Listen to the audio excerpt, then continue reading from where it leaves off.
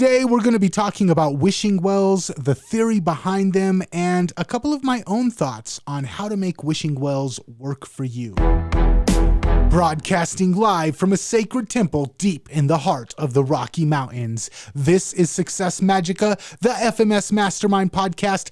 I'm Nathan Frazier, High Priest of Propaganda, Master in the Dark Arts of Marketing. And today you are in for a treat because today we're going to be talking about wishing wells, how they work, if they work, and how you can possibly get them to work for you. So to start off the show, let's start with the links, the connections between wealth and water. And look, having wealth is a pretty good thing, but it's not the most valuable thing. In fact, water, especially throughout history, has been the most valuable thing. And if we're not careful with how we use our water, in the very near future, it might be the most valuable thing once again. We're already seeing big companies and investment firms buy up water rights. There's a reason for it. As far as life goes, water is the most valuable thing. That's why throughout history, all of the greatest civilizations have been built around a body of water.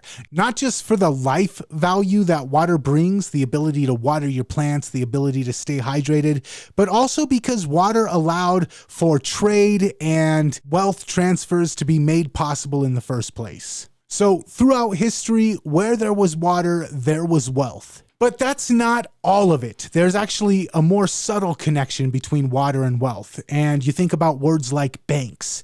Banks are where you store your wealth. Well, banks are also where the river meets the land, the river banks. Think about money. Money flows, cash flow, water flows, liquid assets. The ocean has currents. There's currents in the sea. We call money currency. And what do we call it when we run out of money? Oftentimes, we refer to that as when the well runs dry. And speaking of wells, what do you call somebody who has a lot of money? Well, we tend to call that person well off. We say that person is well off. So just in our vocabulary, just in the connections of words, wealth and money have a lot of connections to water and wells. And so let's talk about what money is. At its core, money is a form of energy. Money is a form of expression. It's a way for us to communicate value to one another. It's a way to represent the energy that we put into an endeavor, or as a way to show appreciation for the energy that somebody else has put into an endeavor for us. But at its core, money is a spell. Money is a magic spell. Because the truth is, a $100 bill and a $1 bill, there's no difference between the two. A $100 bill and a $1 bill are made up of the same paper, the same ink. The only difference, the only thing that says one bill is worth more than the other bill is our belief system. The people who print the money say this dollar is worth more than this dollar. They manifest that reality. They get us to go along with it. And thus, one bill has more value than the other bill. So really, its value is 100% based off of belief. Well, that and government guns, but that's a totally different podcast episode. But back to money being like water, being like energy, money needs to flow. When it's not flowing, it stagnates. When you hold on to it, when you're in scarcity mindset, your money starts to clog up and less money flows towards you because you're not allowing it to flow the way it's supposed to.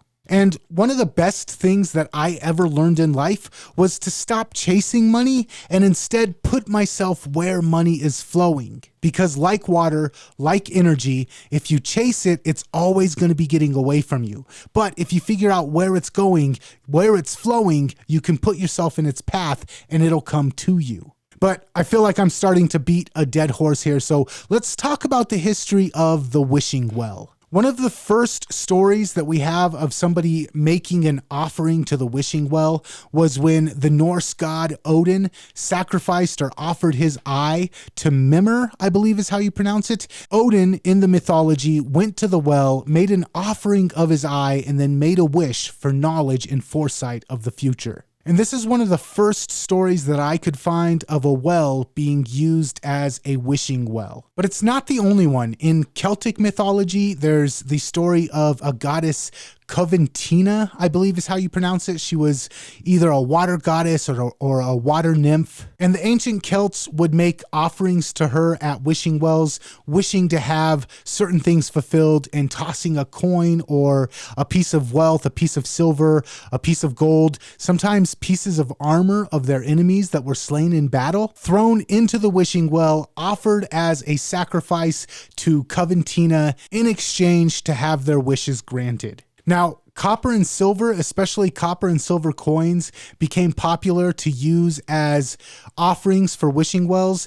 And there's a theory that it's because copper and silver kill bacteria and kill viruses. So by making offerings of copper and silver, you were actually helping purify the water that people would then later drink or use on their crops or whatever. But another thing that we know now is that copper and silver are great at conducting energy. And since magic at its core is just the manipulation, the influence of energies, using copper, using silver as part of your ritual, as part of your offering, probably makes a lot of sense in retrospect. So find a body of water, traditionally a wishing well, make a wish, and then throw in some silver or some copper and get those energies flowing. At least that's the theory behind it. Now, most people probably think the concept of a wishing well is silly, yet they're still found all over the place. You can go into any local mall and they usually have a wishing well at the center of the mall. There's wishing wells in different parks all over the United States, all over the world.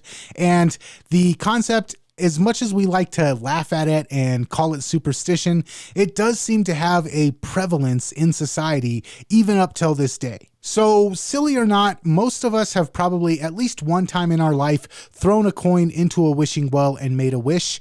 And if I'm just being honest, I do something similar every single month. I have a tradition that on the full moon of every month, I offer a coin of silver to the local spirits, to the universe, to the creator of the universe, in thanks for all of the blessings that have been bestowed upon me throughout my life. Now, I don't do it in a wishing well. I have a spot in one of the creeks that runs through the center of town. It feels to me like that is the spirit of the town that I live in. And I like the running water. I like the flowing water. And for me, it's all about the energy flowing. It's all about cash flowing. It's all about the flow of the water. So I go to my favorite part of the city where there's some running water. And every month on the full moon, I offer up a silver dollar to the ancestors, to the all, to the universe, to the angels, whatever it is, whoever it is that's helping me in my life. I make an offering once a month on the full moon of a silver dollar. And there's connections, at least for me, between the full moon, the circular silver coin, and the flowing water, the running water. And like I said, I don't do it as a wish for anything. I don't do it and make a wish while I do it. I just do it as a way to say thank you to whichever unseen forces are aiding me along in my life and helping me live the blessed life that I'm able to live. Because I believe that we all have a relationship with unseen forces. And to me, a good relationship is built on two parties giving to each other and being grateful for what the other party brings to the table.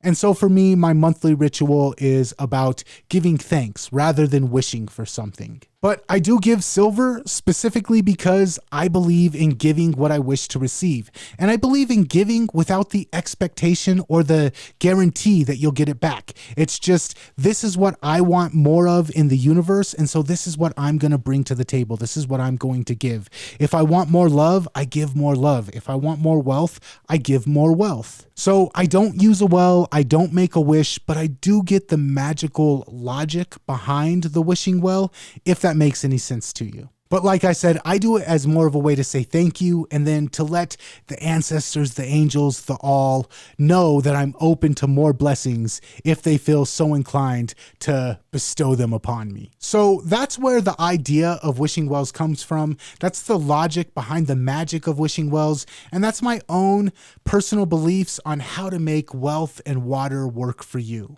Or at least how I make wealth and water work for me. So now I'm interested. What about you? What do you think? Do you have any superstitions about money? Do you believe in the power of wishing wells?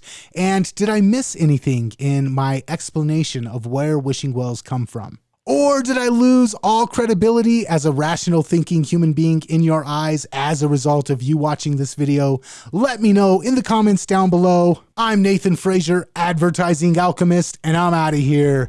Deuces. If you enjoyed this episode, make sure you're subscribed so you always catch the content we create for you in the future.